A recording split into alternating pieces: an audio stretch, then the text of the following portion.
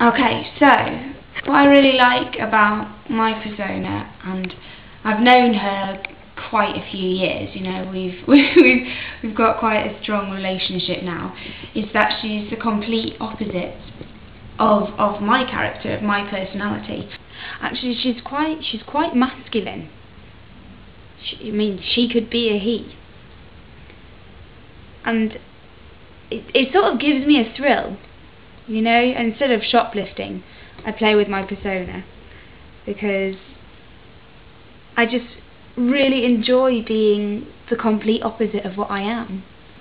And at the same time, you know, she is me. I'm not pretending to be anything, to feel anything, to, you know, I'm not acting as a character. This is just the side of me, that the possible person within me who comes out when I'm improvising. My persona is really, really insecure, very vulnerable. She always has to have people around her.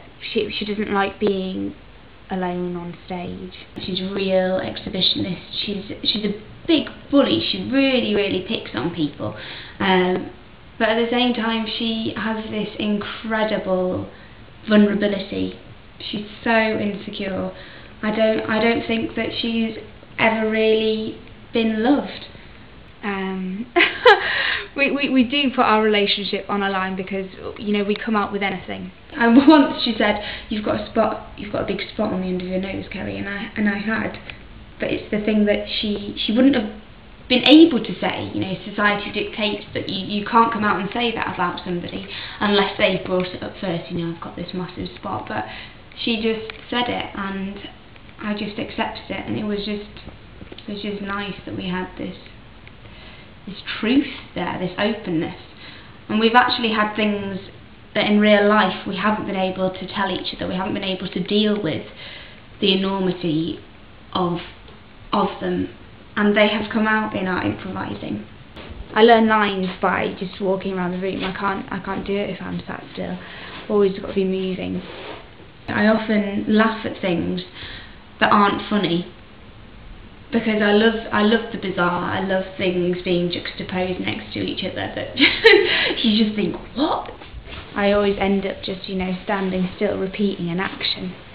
I I'm too open and too honest on purpose, because I want to become vulnerable because of that.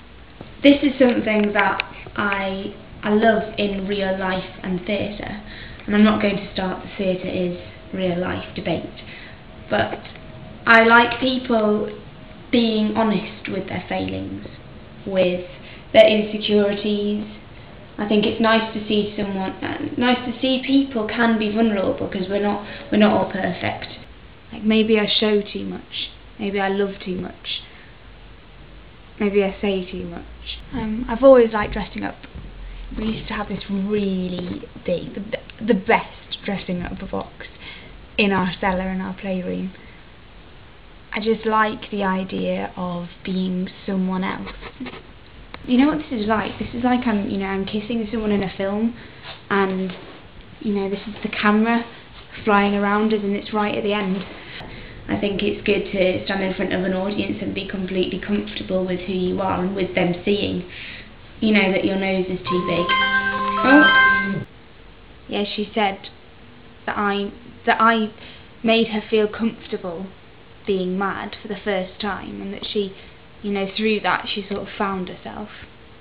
And I see theatre everywhere. You know, I sit on a train, or I stand in rush hour on the tube, and, you know, everybody's invading your space, and they're so close, and in any other, you know, part of your life that would be unacceptable.